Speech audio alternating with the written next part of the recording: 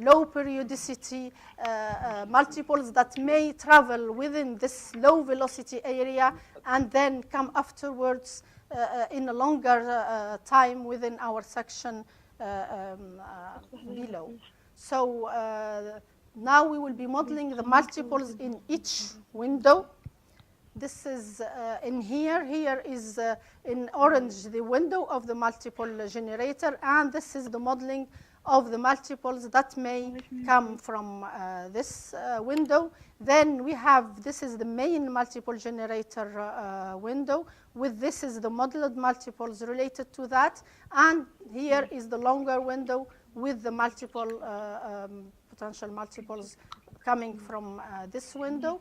Then once we have the model from each window, we will simultaneously adapt these multiple energy into the amplitude dynamics of our input data set. Then after the adaptation phase, we will be subtracting them from the input, but we will do preservation of some of our primaries. And the main thing is that those are done simultaneously in order to avoid any redundancy and to have, not having the multiples eliminated from one window and then eliminated again from another window if they come one over the other. This is an example of a migrated stack before multiple attenuation. I will be switching to the one after.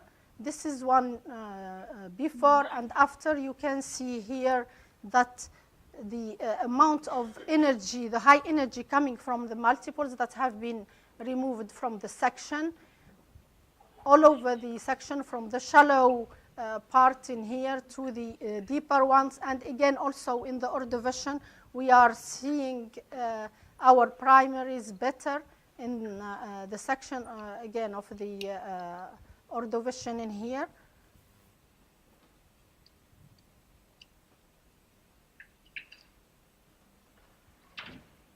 You can notice also the amount of the energy coming from the multiples, because the previous section was really brighter than the next one, where we are trying to attenuate our multiples and get the primaries what are underneath those energy of the multiples.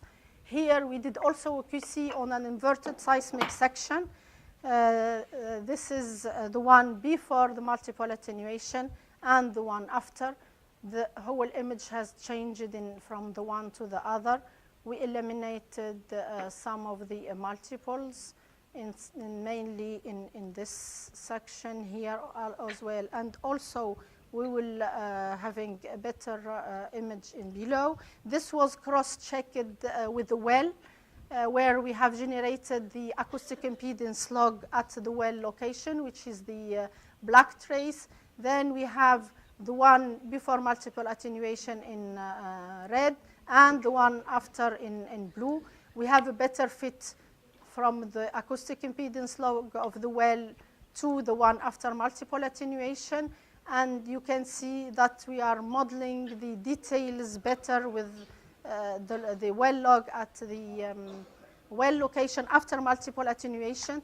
And of course, this will open the window to any attribute extraction, reservoir properties, because when we will be extracting along our seismic section, we will be capturing mainly the primaries, not the primaries with the multiples at the same time. So as a conclusion, with the modeling of our, with the identification first of our multiple generators, we were able to have an efficient integrated workflow to attenuate our multiple energy at the shallow and as well as the deep target.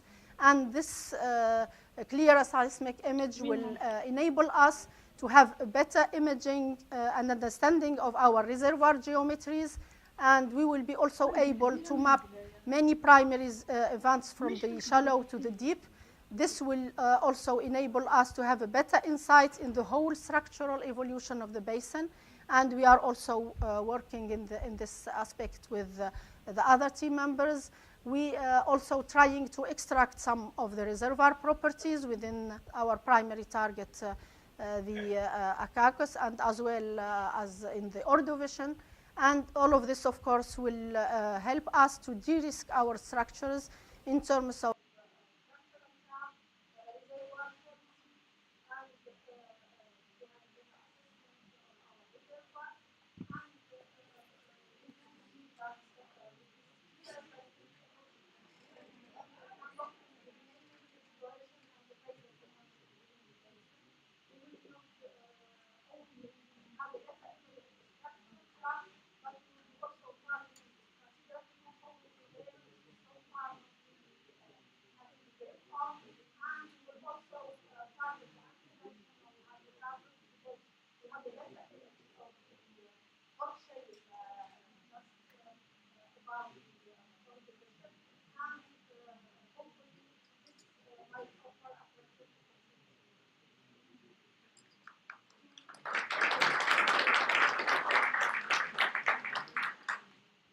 Thank you very much, Nora, for this presentation. Studying the main issue, unknowing the geophysics, events, and in second eyes, when we were talking about how we define different events and how to deal with small people, you introduced a new approach. I think we discussed the design to define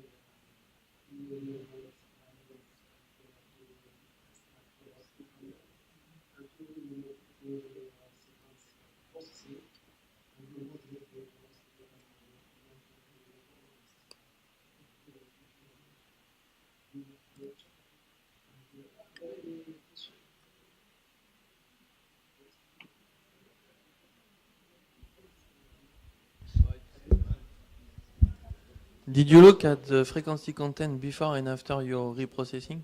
And I have a second question. As soon as you generate synthetics, why you didn't work on attenuation of the multiple before the stack? Actually, here I just showed the one after the migrated stack. But we did also a modeling pre-stack on the gathers, and we eliminate. There is, elimination pre-stack and another one post-stack. But here I just presented the post-stack one. The other point is related to the frequency content. Normally, the frequency content is a bit enhanced in the high frequencies because we are dealing with thin bed layers. We have intercalation of shales and sands, and those has a response in our synthetic and VSP. And the time we attenuate a bit the multiples, which are mainly coming from this main multiple generator, they are mainly low frequency part. So at least when you extract it within a window, we are enhancing within our target window the high frequencies. And if you can see the one after and before, you have thin events coming in within the section, which are real events, because here the well to seismic tie is really essential to QC your outputs. And we do see some real events coming in within the Ordovician as well as within the Akakos, which are of high frequency part.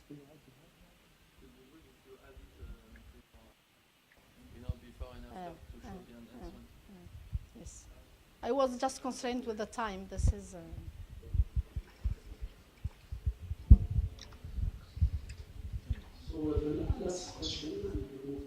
Yeah, thank you. You just mentioned that you applied some technique in the acquisition to eliminate the multiples. I mean, have you done anything apart from extending the spread into 6 kilometers? Because this may work in a full spread, but may not work at the rolling on and the rolling off. That's one question.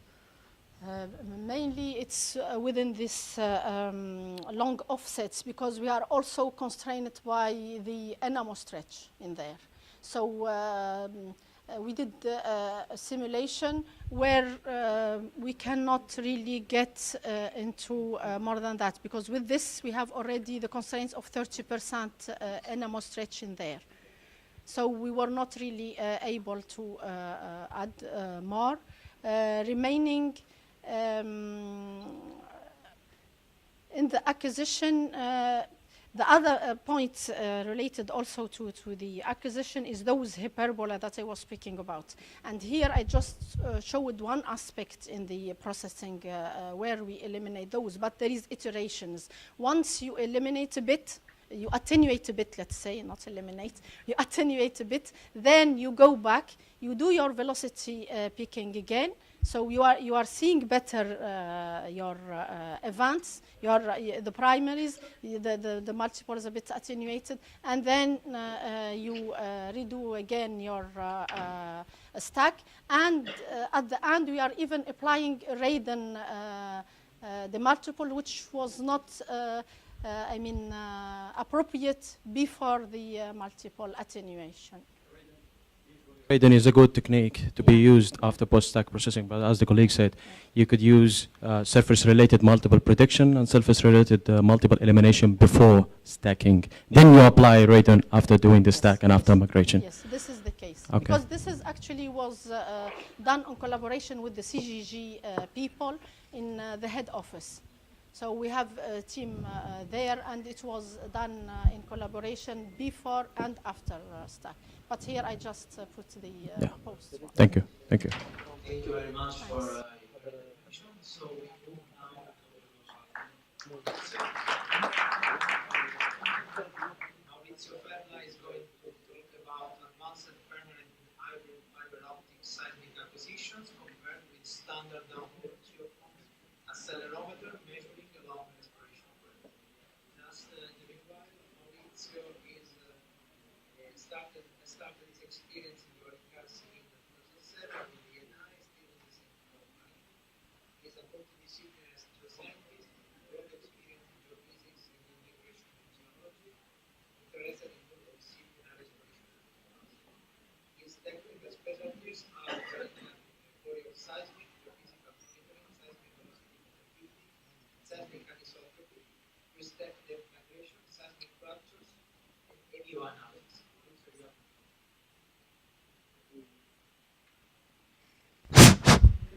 It works. So good morning. Thank you very much for coming to this talk. I don't repeat the long title of this presentation. Just a curiosity about the long list of the co-authors, because fiber optic is a new technology that involves a lot of departments, starting from the planning, the pre-job, completion, reservoir, exploration, and is the reason why there is so many co-authors in this talk, in this presentation. This is the outline, so I will give you a short introduction about the fiber optic sensing, so DAS and DTS technology. We will see how to exploit the fiber optic to record the boreal seismic in a well. Some details about the installation and acquisition on the onshore Tunisian well, in this case the Makruga Southeast one. Some result and observation, and finally the conclusion and way forward. So first of all, we need to think about fiber optic not like the conventional communication system, but like a sensor. And so the name of fiber optic distributed sensing, because the cable behaves like a sensor every 2 meters in this case, in our case. And we can switch and differentiate the kind of data that we can measure by the fiber with a particular interrogation of this fiber, so-called DAS, distributed acoustic sensing when we collect acoustic data, or DTS, distributed temperature sensing, when we use the fiber to collect temperature information. And for this kind of interrogation, we use a different kind of fiber, single mode or multi-mode. But the main benefit of using the fiber for a well is that we can use the same cable for a lot of application. So not only borehole seismic, but reservoir profiling, wellbore integrity, stimulation follow-up, injection, and so on, according to the scope of the well. So just some details to explain how the technology works. I don't go into the details because it's not the scope of this presentation, but just to be clear to the audience about the technology. So distributed sensing is a technology that provides real-time measurements along the entire length of the cable, fiber optic cable, and the fiber is the sensing element, not the communication, not a communication system, not only a communication system. The interrogator, that is an hardware that we use on the surface, operates according to a radar-style process. So we send a series of pulses of laser inside the fiber. This is the so-called interrogation of the fiber. And we record the backscatter that occurs in the fiber. And with the analysis of this backscatter, we can provide information in terms of temperature, strain, and acoustic along the cable, so along the entire length of our well. So just to summarize, the main characteristics are that the fiber optics is like an array of the sensor, single component sensor. And according to the target of our project, of our job, we can use the fiber to capture information and different information according to the analysis that we want to perform on our well. On the left corner, we have an example of the fiber. Externally is like a control line for the gauge PT, but inside we have 2 additional or more fiber for collecting this kind of information. And the fiber is interrogated by a surface interrogator, different from the scope of the data that we want to collect, DAS interrogator for acoustic, and DTS interrogator for temperature. And the fiber can be cemented behind the casing, clamped to the production tubing, or wireline conveyed. And we can use the same fiber for different application in a well. So not only for borehole seismic, like in our case, but for production profiling, fracking, injection monitoring, microseismic, wellbore integrity, and all the possible operation that we can perform on a well. One important thing is that in the case of borehole seismic acquisition, we are able to record the entire seismic profile with a single shot, not like the conventional one, level by level. And so it means reduced cost, time, and risk. And another strong point is that we can repeat the measurements when we want, because the fiber is installed in the well. We can come back without well intervention to record again borehole seismic data or other information that come from our well. This is a snapshot of the conventional VSP that we usually perform in an onshore well. So we have some surface equipment, and according to the particular depth where we have our level, so usually we start from the TD and we arrive to the surface for collecting level by our geophone the data, the borehole seismic data, and we can collect direct arrival, multiple, reflection, and upgoing multiple. What we can perform by the fiber is that in our well, instead of having the geophone, we have a cable installed along, in this case, it could be clamped to the production tubing.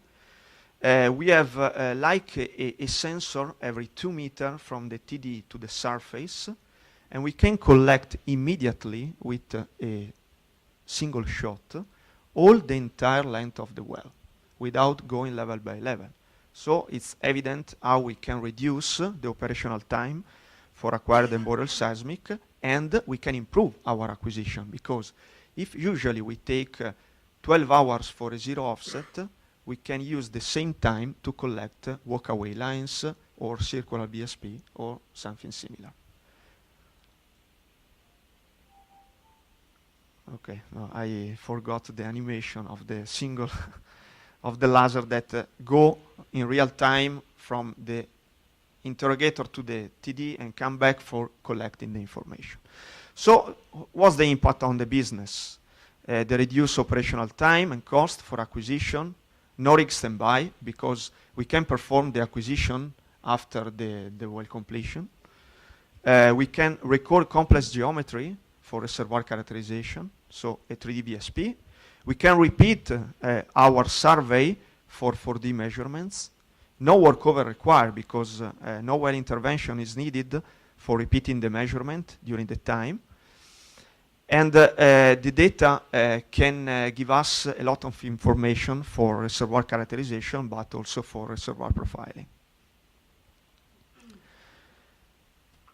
What we perform on our well, in collaboration with, in this case, with Schlumberger, we use, and I'm repeating some details that I mentioned before, there is a laser pulse that travels along the fiber, but according to the analysis of the backscatter that naturally occurred in our fiber, the technology based is methodology in the characterization of the Stokes and anti-Stokes waves that occurs in our fiber, and according to the analysis of the amplitude and phase of this signal, we can collect information of temperature, strain, and acoustic, in our case, boreal seismic.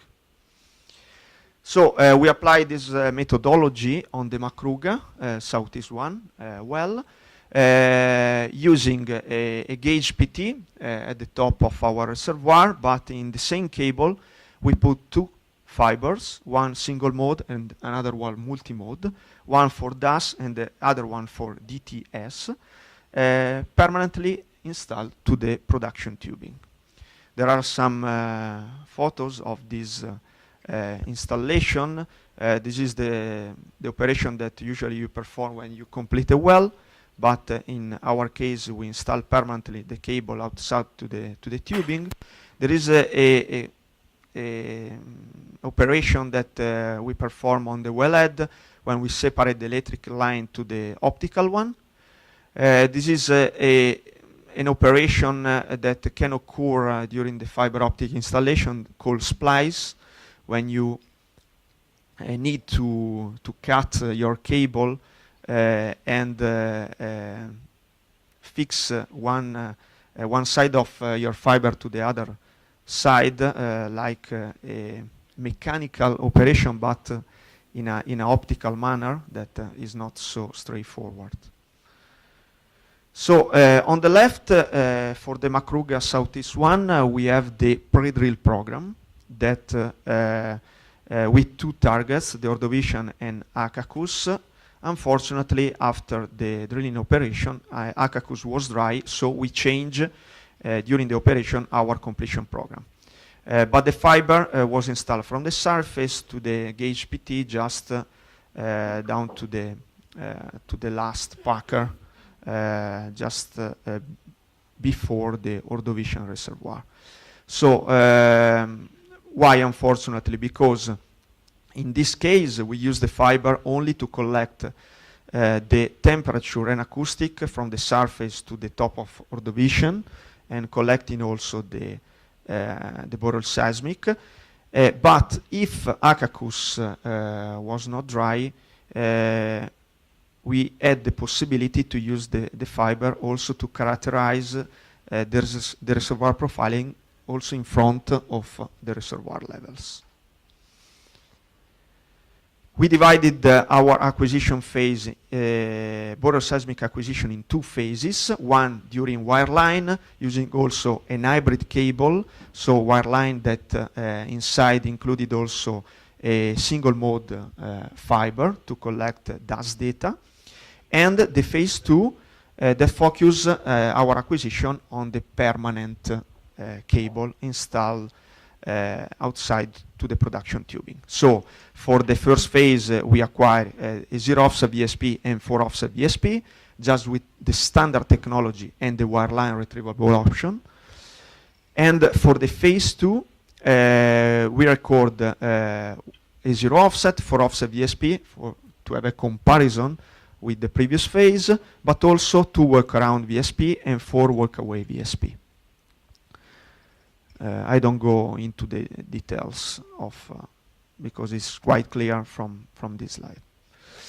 So this is a snapshot of the data that we collect with in the first phase with the conventional VSI, so 8 levels of geophones inside the well during the wireline acquisition in open hole section. And this is the hybrid cable. Just an observation, this is the raw data before processing. And in a matter of minutes, we record the same data of the 0 offset VSP. And it's a really new technology that can open a complete new scenario for acquisition. This is a snapshot of the time. So we have the time of acquisition for the conventional 0 offset VSP that takes more or less 15 hours. And just a details about the 0 offset and offset VSP, we take 12 minutes for recording by fiber a 0 offset VSP and 25 minutes for the offset VSP. For the second phase, with permanent cable, we have a long list of the data that we are able to record, but in 75 hours, so at the end of the story, 2 days and a half, we record something like 1,000,008 traces, 14 terabytes of data, with a vertical depth resolution of 2 meters instead of 15 for the standard VSP, with a cost of more or less 1 million that include equipment, installation, acquisition, and also processing. And if you try to record the same kind of data with the conventional wireline, more or less you can take 30 days for doing the same operation. So there is an high cost saving and risk mitigation. Just to conclude about the result, we compare the 3 acquisitions, so the standard and permanent hybrid in terms of first breath travel time, and the difference is very close to 0 millisecond, and the profile of velocity computed from the collected data is really similar. To demonstrate the reliability of this methodology, we use the VSI for the offset VSP for inverting a velocity model in the 2 direction, north-south and east-west, by a tomographic approach, and we compare the residual travel time between the VSI computed model and what we collect by the fiber. And you can observe that the difference is really close to the 0. We have only 2 observations. One for the HDV East, and the reason why is because we record the data after an EV rain that occurred in the area. So this explains the 4 milliseconds of differences. And for the north, the south differences, the explanation is that the 2 areas, one was sandy and the other one was rocky, and so the difference is explained by this different heterogeneity, this heterogeneity of the ground. Just to conclude, just to have a flavor about the possible data that we can collect. This is the conventional seismic that we have in the area of Makruga. the corridor stack obtained by the VSP with the conventional geophone. And this is the data that we performed, what we processed by a walk-away line, filtered at the same frequency of the data, of the seismic surface data, and the high frequency that we can collect by the boroseismic. And you can understand how it's possible also to give added value, especially in the shallower part, not only on the Ordovician, for interpretation issues, because you can add more feature and more details respect to the surface seismic. Just to conclude my talk, so we saw the successful application for the fiber optic installation on Makruga, Southeast 1 in Tunisia. During the installation, we didn't encounter MPTs. We demonstrated the cost saving and improved know-how. We highlight the drastic operation efficiency from hours to minutes, and so the possibility to record very complex geometry of boreal seismic. It is a discipline that need a strongly integration and cooperation between different departments, and the acquisition by the fiber could potentially open a new and strategic scenario for well data acquisition, not only for boreal seismic. And based on the quality of the data that we can record, we are still working on it, and we obtain some interesting result about that. We can analyze the data to support imaging purposes and other geophysical study correlated to this application.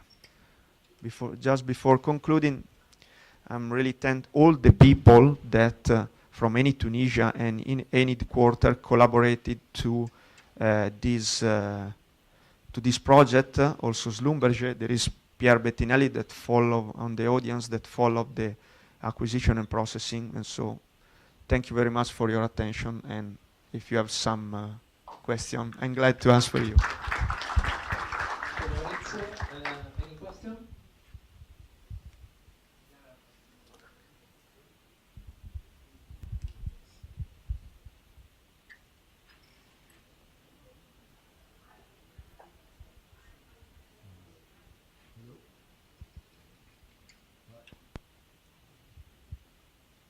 Oh, yeah. Malek Tabet from Phibus Optics. I have a question regarding the measurement that was performed with the DAS for this project. I wanted to know the spatial resolution that was adopted for this measurement, as well as the gauge length. I think that when I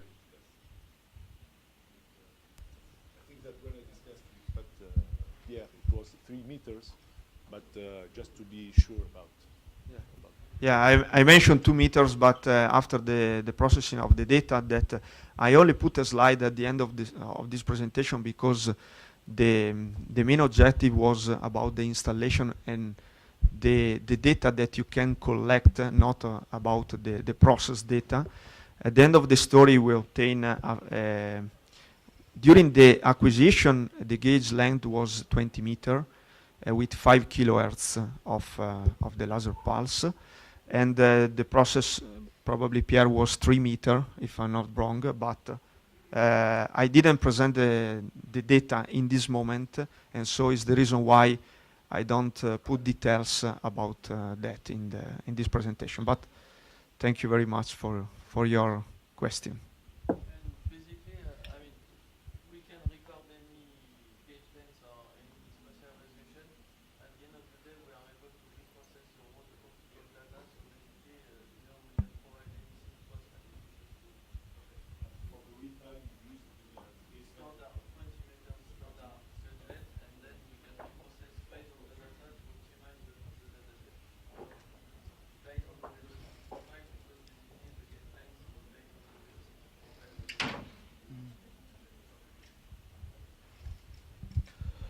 I've got only one concern about your technique. I mean, no doubt it's a very good technique, and we can gain a lot out of it, and especially if it is used for in a seismic.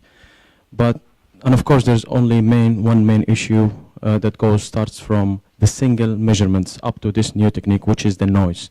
I'm pretty sure this one will record a lot of, as it is recording a lot of data, it will record also a lot of noise.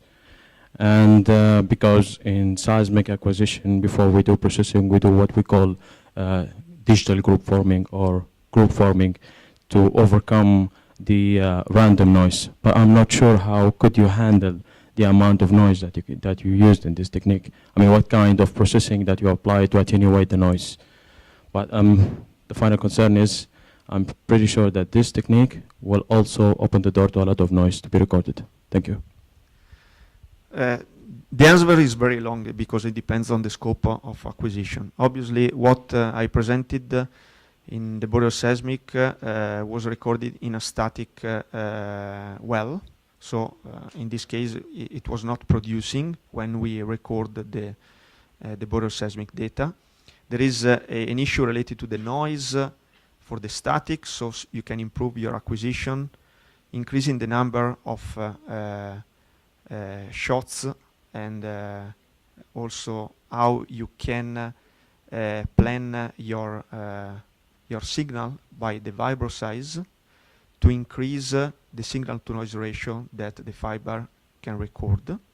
There is a long story about the processing that is not so straightforward to pass from optical data to the seismic data, and you need to eliminate what you so-called noise, but noise is a general issue or a general manner to call tube waves or noise that is inside the well. But the good story is that by the fiber that is not coupled with the formation, it is evident how you can collect comparable data to the VSP. And there is an example in my presentation really comparable to the surface seismic that you conventional record by geophone. For the noise is a long story, but is the reason why this technology is new. They are working on it for improving also in the acquisition, but also processing. And another step that probably we need to face will be to record the dust data during production. That is another noise. So noise is a general word, but so it could be associated by too many uses, and probably the processing is the main step to adopt to obtain reliable data. Thank you for your presentation, and I think we can move to the presenter.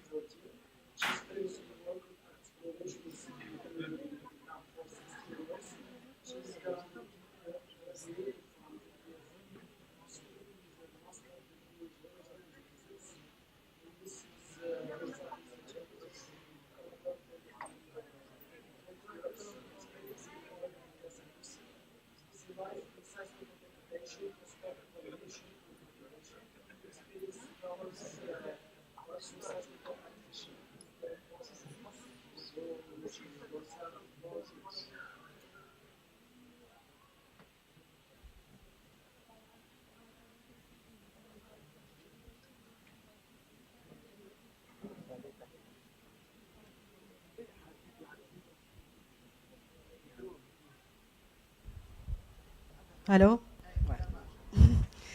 This work is done in collaboration between OMV Branch Office Tunisia, OMV Head Office, and ETAP geophysicists. So just a general overview. Those who already attended Noura presentation, it was already mentioned that OMV is an operator in South Tunisia and also partner in a major part of the South Tunisia. So as you can see in here from this assets maps, the Tunisian stratigraphic chart in here shows the major plays within Gdames Basin. As you can see from top, we have the Taghi Reservoir. At the base, we have the Devonian reservoirs, the Akakos, which is our main play, siliciclastic play, and the Ordovician at the base. So, regional overview on Gdames Basin trap style. So this is the regional north-south seismic section crossing almost all the Gdames Basin, going over 100 kilometers long. As you can see in this seismic section, our major seismic event or our major seismic marker is the regional Ordovician marker in here, highlighted in yellow. So from this regional seismic marker, globally we have a pre-Hercynian section, let's say, with Paleozoic reservoirs, and we have a post-Hercynian section also. I'll be focusing mainly on the Ordovician in here. So as you can see, we have well-defined four-way dip closures at the Ordovician level. However, those structures are generally subtle ones, so very critical and very sensitive to static corrections. On top of the section, I have highlighted here the elevation profile. As you can see, this is about 150-meter height, and as you can see, the magnitude of the Ordovician structures is within the same order, almost the same order as the surface geology elevation. So this will be our critical issue in the area, static corrections. So this is a digital elevation map in here, highlighting two main areas over Gdames Basin. A right area with high elevations, which corresponds to Jebels and Reg area, and another area to the west, mainly green in here, which is relative to the dune area. And in dotted brown in here is the limit of the dune. Our area of interest is within this part of Gdames Basin, where we have run a 3D seismic acquisition. So in Gdames Basin, we have surface topographic variations, important ones. And on this satellite map, zoomed on the area of interest in here, we can see that we have a variation from reg area with some surface hard terrain conditions to a transition zone in here with some small dunes. And to the western side, we have a high dune area, which elevations can attain 60 meters. We have also another challenge, which is the near surface issue with the presence of a complex and heterogeneous overburden. So static corrections will be computed and applied to surface seismic data to compensate for the effects of topography and lateral velocity variations in the near surface. That's a statement from Cox. So in this study, what we have done is we tried to establish a specific workflow adapted to the complexity of the area, where we tried to build a near surface model based mainly on uphole data. And this will mainly help to handle, let's say, the long wavelength statics. We'll be then computing the residual reflection statics and the residual reflection statics to handle mainly the medium wavelength solution, but also part of the remaining long wave solution.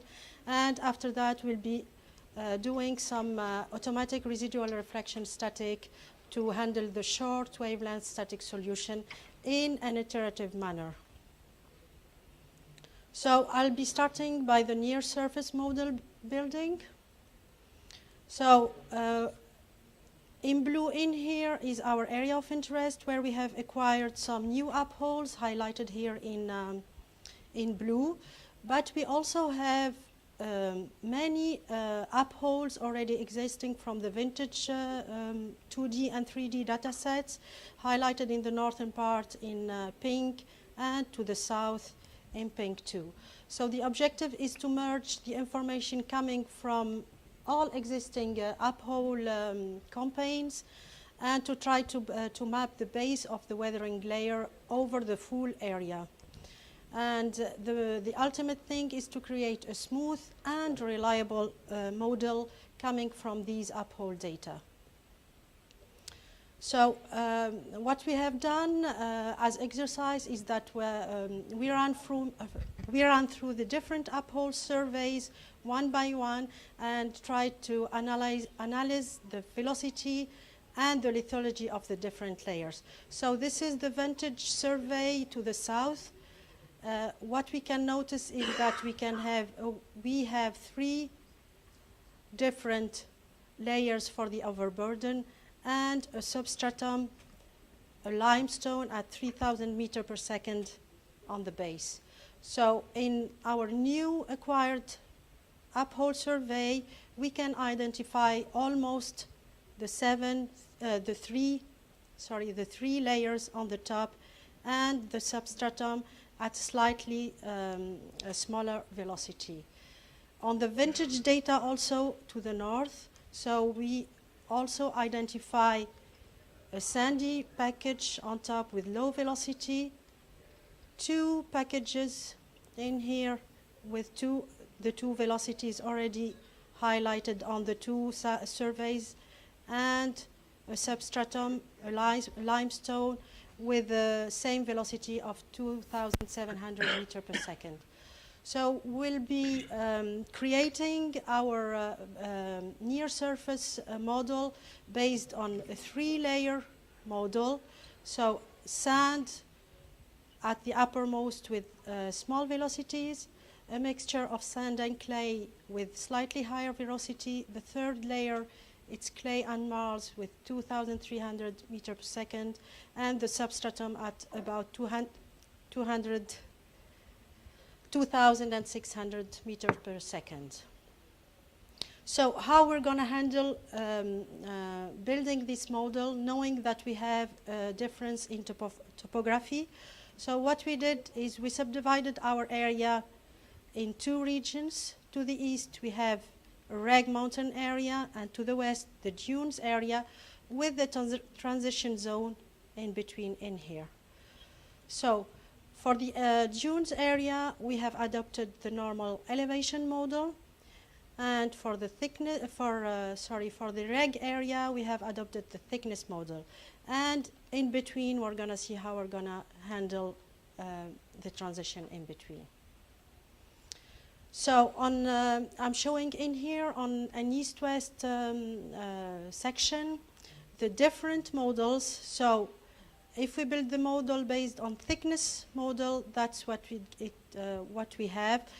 Highlighted in black in here are the uphole positions. I don't know if you can see clearly. In pink in here are the velocity profiles.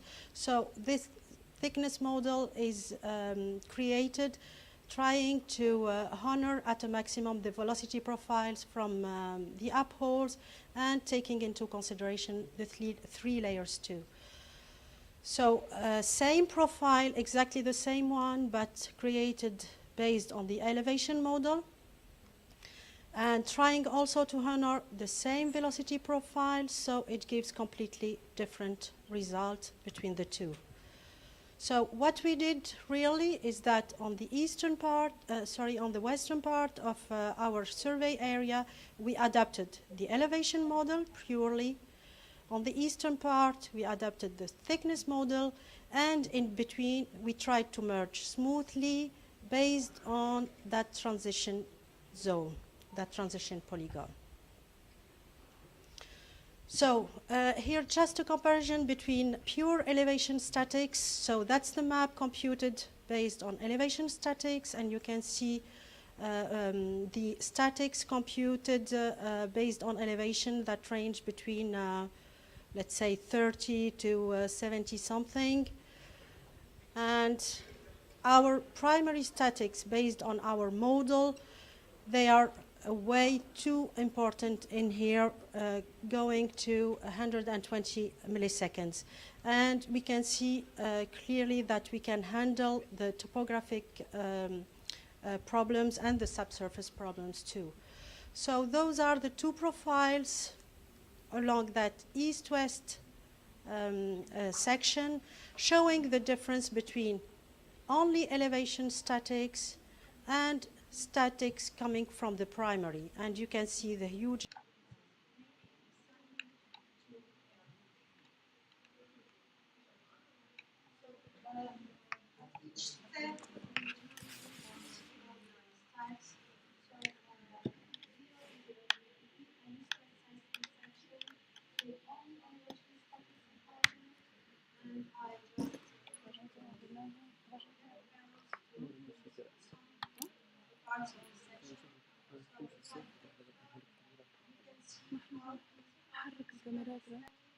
enhance this, can enhance significantly the stack at the deep target. This is the Ordovician, but also at the shallow section on the top.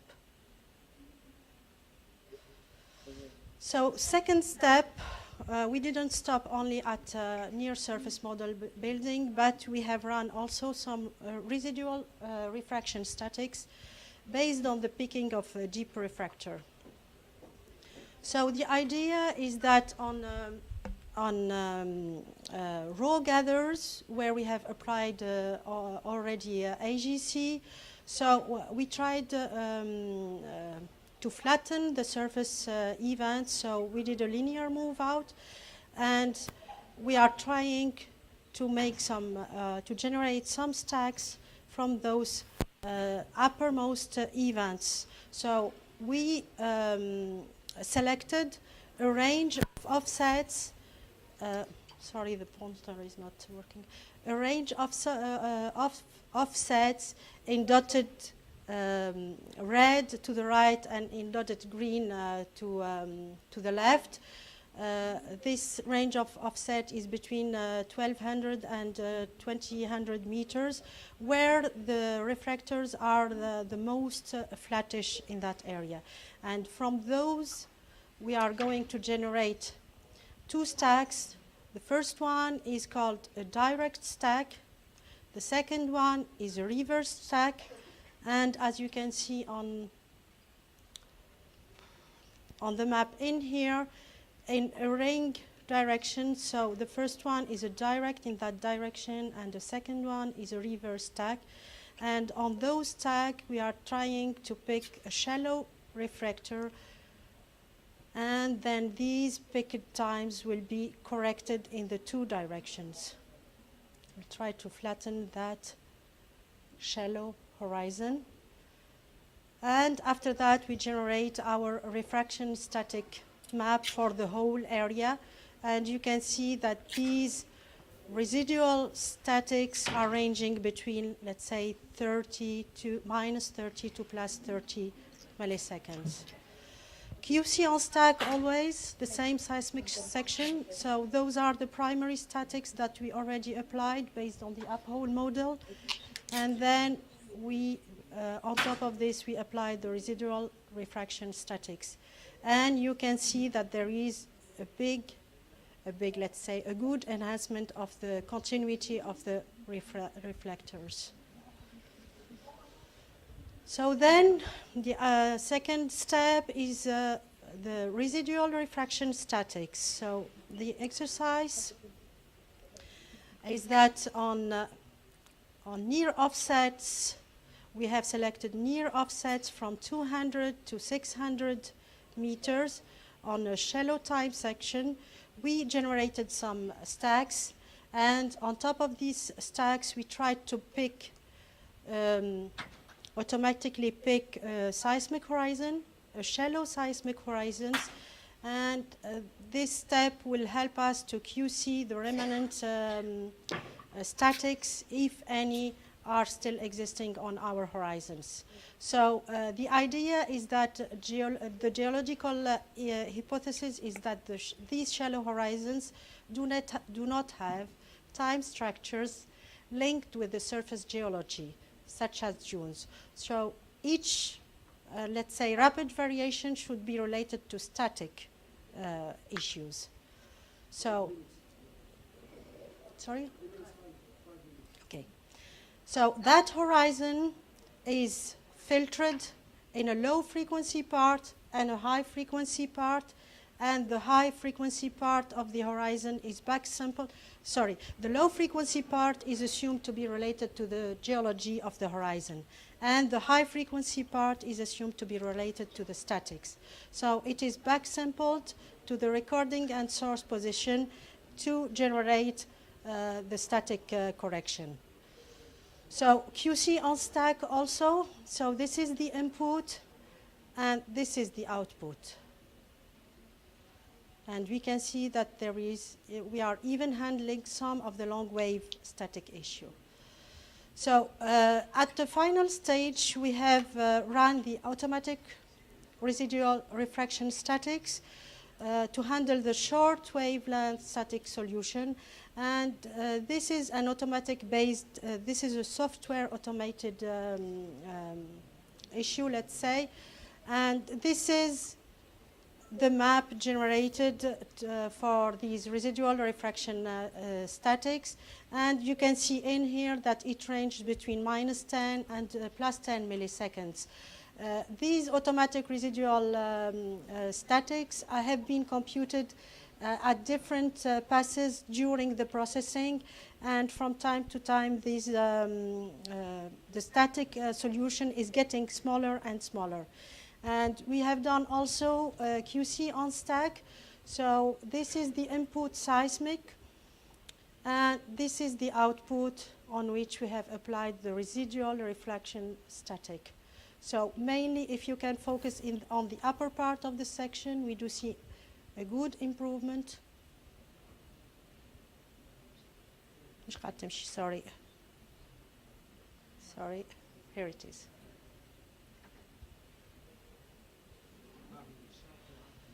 So the automatic residual static is also delivering an uplift to the stack. So to conclude, so a robust 3D low velocity layer model has been built by integrating all available uphole data, not only the new upholes, but also what we have available on, in our database. This better represents the complexity related to near-surface geology and topography in southern Tunisia. A tailor-made workflow, so it has been set specifically to the area of interest and to this new 3D survey. And in this workflow, we have also integrated the refraction and the reflection static solution. We consider that it has provided not fully complete, but a robust static solution. So the goal was to reduce the uncertainty on trap geometry definition and volume estimation, which is our ultimate goal in exploration. So the ultimate goal also is to better assess all remaining exploration potential, especially that Gdemes Basin is becoming quite mature in terms of four-way dip closures. So thank you very much. Thank you very much, Mustafa, for this presentation.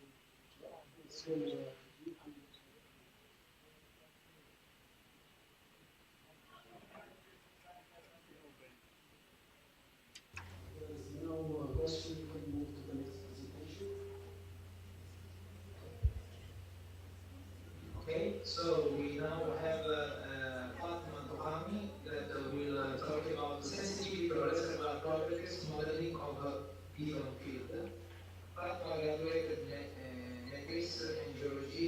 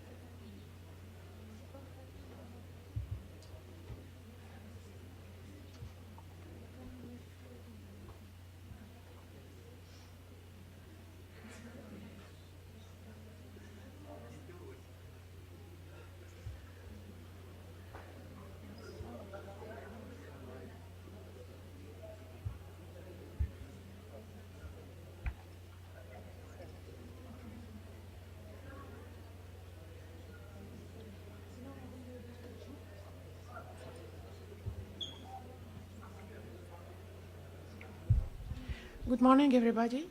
Here is my presentation titled Sensitivities on Reservoir Properties Modeling, Case of Didon Fields.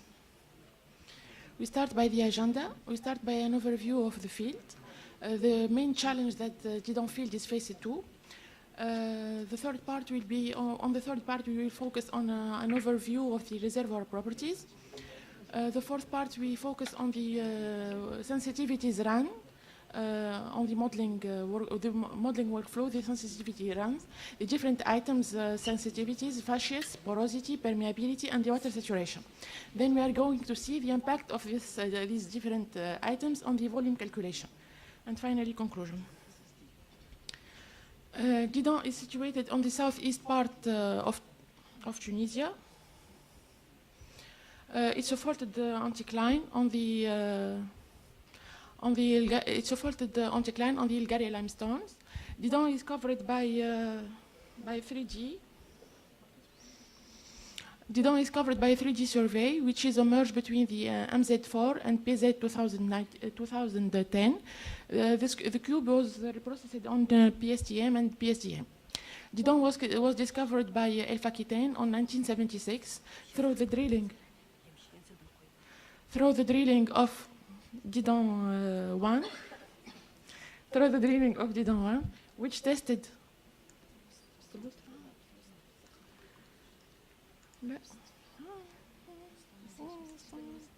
through the drilling of Didon 1, which flowed 2,925 barrels of oil and 1.8 million cubic feet of gas.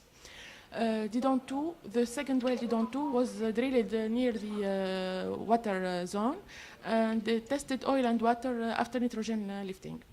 14 wells were drilled over the structure where the Ilgaria formation is fully logged, but only 3 wells were recorded, Didon 1, Didon 2, and Didon 4.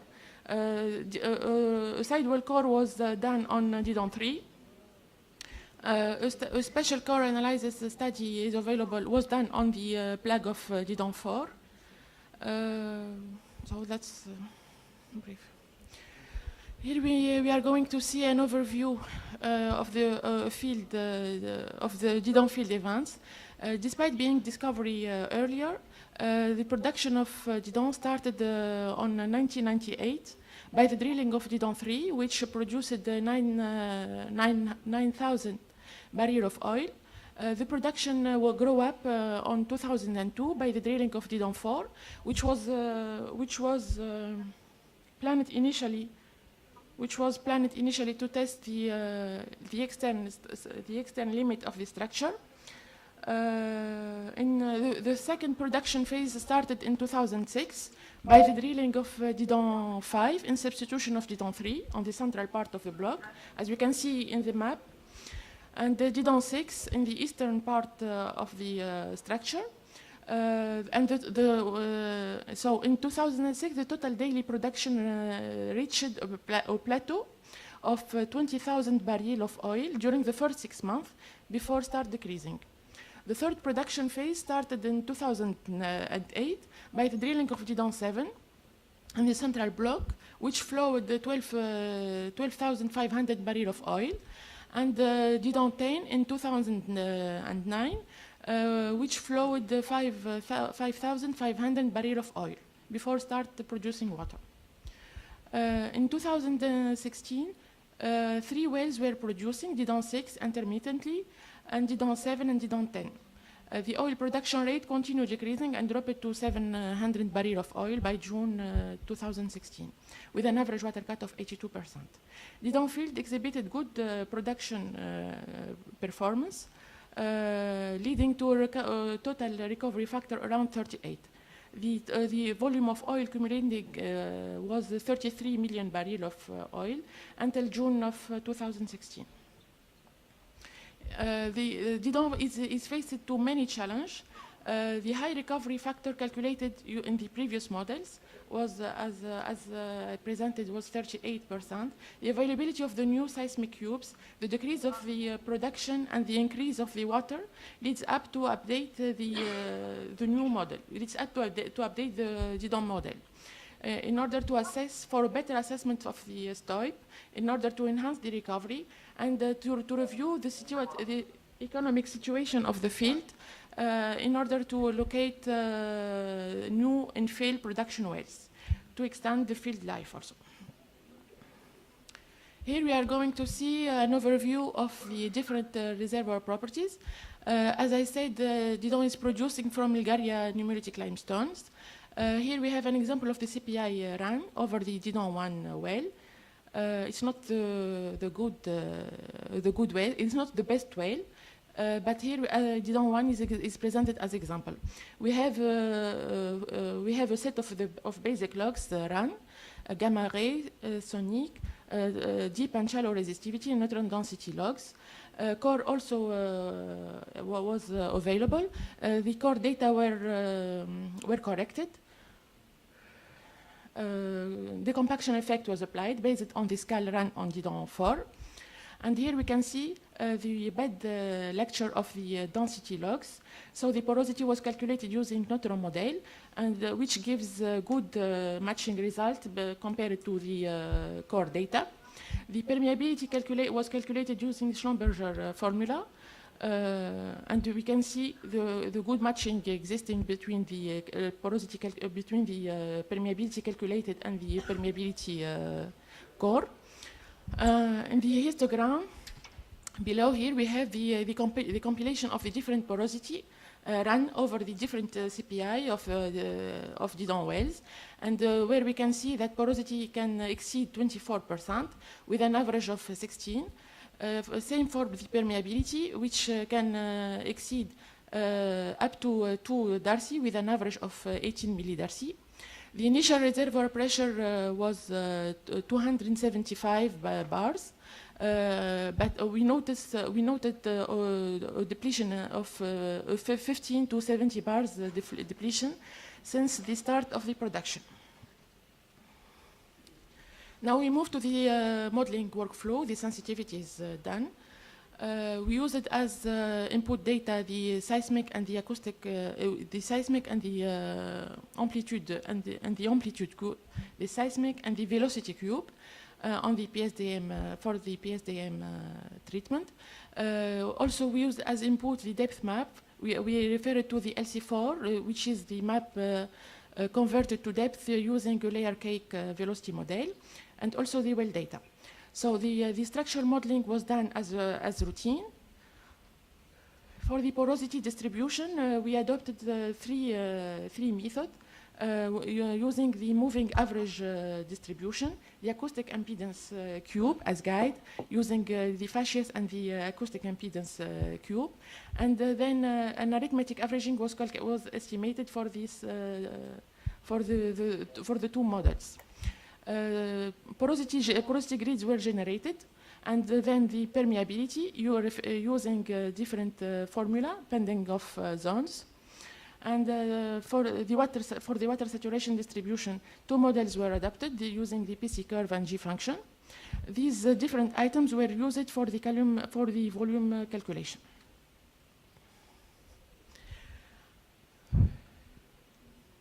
Now we move to the porosity modeling, the facies sensitivities. Facies sensitivity, the workflow is based, it targets deducing a driver to be used for the porosity distribution based on linking seismic heterogeneity into facies variation.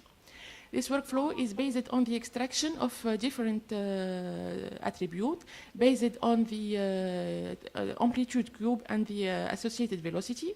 The attributes generated from the amplitude cube were attributed in class A. Attribute generated from the velocity cube were attributed in class B, and the time slice generated were attributed to the class C. The class A and B were combined as they have the same window of extraction, 0.15 milliseconds. So these different attributes were then compared between them and evaluate their coefficient. Correlation coefficient using the neural network train estimation module of Petrel. Only the lowest correlation coefficient were selected as they are reflecting difference. of facies detecting through the seismic signal. Different unsupervised class were done, but and the classification on five facies was assumed to be the best suitable. The resulting facies are combined in one map. The distribution of these facies will be used as filter for the porosity distribution. Here we can see the combined AB map, facies for extraction of the attribute extracted, and the C, and here on the right side we can see the combined facies map. Now we move to the porosity distribution. The first method used was the moving average distribution, which is based on the upscaling of the well data that were normalized within minimum and maximum of log value. The distribution was guided by the assumed anisotropy variation deduced from the variogram analysis of each zone. The obtained porosity distribution targets to consider the anisotropy direction representing the lateral porosity variation between the well. As we can see in the map, the porosity is based mainly and only on the well data, constrained by the anisotropy, but the weight of the well data is measured. Now we move to the porosity distribution versus facies. The porosity is assumed varying per facies. A regressive correlation was deduced for each class of facies through the cross plot porosity versus acoustic impedance normalized, relating the porosity to the respective extracted facies that was filtered by class. As we can see in the cross plot, we have 5 classes of facies and 5 porosity, 5 regressive function. The upscaled well porosity was distributed using the acoustic impedance cube as driver and the facies correlation coefficient as collocated cogradation coefficient. Depending on facies, different porosity cubes were created for each model, and these porosity were then combined, merged into one cube. Here we can see an example of porosity distribution for the G1B layer, where we can see the impact and the heterogeneity coming from the seismic. Now we move to the arithmetic average porosity distribution, which consists of calculating an average porosity model from the moving average porosity and the porosity issued from the acoustic impedance guided by facies. This operation targets to weight the well data, and here we can see the impact of the well. So here we have the different three ways of the three ways of porosity distribution. The first one on the left. Within the moving average approach, guided only by constrained only by the well, taking in consideration the anisotropy direction, and then in the middle we have the facies guided porosity, guided by the acoustic impedance cube, and in the arithmetic porosity distribution we have the combined one. So we have at the same time the well constrained, and we can see the heterogeneity coming from the seismic cube. Now we move to the permeability modeling. So as I said before, the core measurements were available on Didon 1, 2, and 4. So these core measurements were plotted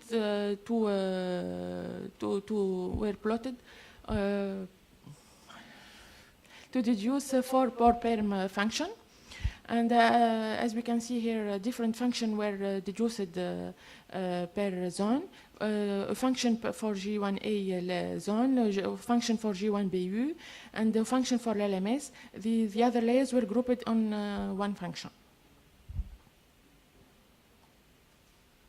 Here we can see also the impact, the distribution of the permeability as it is a function of porosity. So the permeability deduced for the moving average porosity, the permeability guided, the permeability distribution using the porosity facies porosity, and the permeability deduced for the arithmetic. And we can see also the same effect as for porosity, the impact of the seismic in the different case.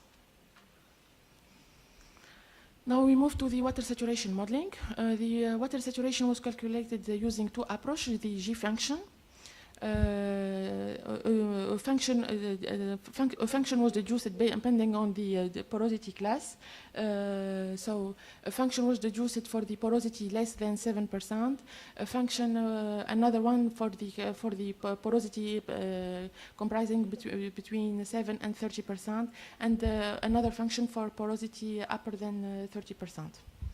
And here we can see the distribution. Now here we have the distribution of water saturation depending on the moving average porosity, and the porosity distribution depending on the facies porosity, and the summation, the arithmetic distribution on the right. Now we move to the PC model. The water saturation calculated using PC model. Also, the same function were applied for this function, and we can see the different water saturation associated.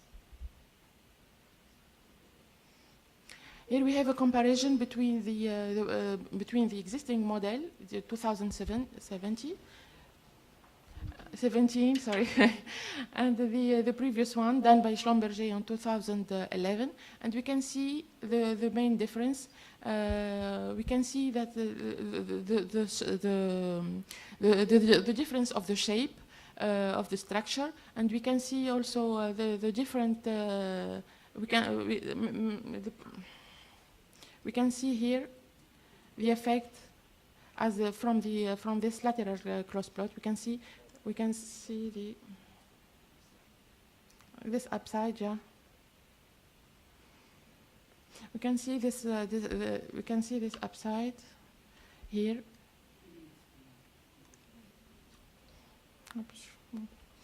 Here we have the stope volume impact calculated, depending on the different porosity model and the different water saturation applied, and we can see that the porosity. We can see that for the moving average porosity, volumes are around 88 million barrels of oil. For the facies, the volume calculated varied between 86.7 to 87.7. For the arithmetic, volumes varies between 87.5 and 88. So for the conclusion, the update of the 3G. The update of the 3D model was based on the new interpretation map of the 2011 merged PSDM cube. Either the review of the structural shape sensitivities were run in facies, porosity, permeability, and water saturation distribution. The facies class issued from the extracted seismic attributes was done through an unsupervised process detecting 5 classes that were used for the porosity distribution and modeling.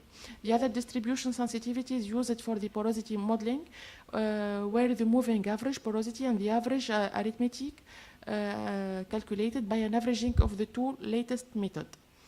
From the available core, perm transform was used per layer. And used to convert porosity to permeability. Two approaches were deduced for the water saturation, PC curve and G function. These different cases of porosity and water saturation were considered for the volume calculation, and we can see that the results, that the volume variation due to the porosity distribution and the water saturation method are less than 3%. The similitude of this resulted volume was assumed to be related to the good quality of the available data and that the good repartition of the wells. The 14 wells drilled over the structure are well scattered over the structure. The average stope of the current model is 14% higher, 88 million barrels, than the calculated on the previous model, 78. So here we can, leading to a good an enhancement of the recovery factor. Thank you. The presentation, just for the short time again, we have time only for one question. Any question?